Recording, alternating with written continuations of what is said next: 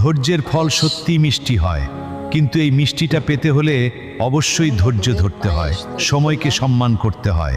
আজ যে কষ্টটা তুমি সহ্য করছো, যে অপেক্ষাটা তোমাকে ক্লান্ত করে দিচ্ছে, ঠিক এই জিনিসটাই তোমাকে আগামীকাল শক্তিশালী করবে। মনে রেখো, দ্রুত পাওয়া জিনিসের মূল্য কম, কিন্তু ধৈর্য ধরে অর্জন করা সাফল্য জীবনের গর্ব হয়ে দাঁড়ায়।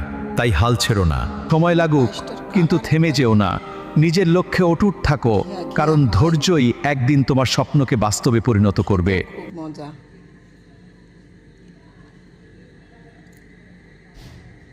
ঈদের দিন বিশেষ করে পায়েস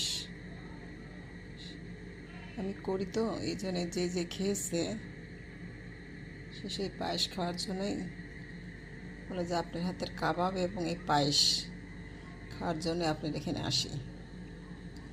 তো ঠিক আছে, সবাই ভালো থাকেন, দোয়া রাখবেন। আল্লাহ হাফেজ, আসসালামু আলাইকুম।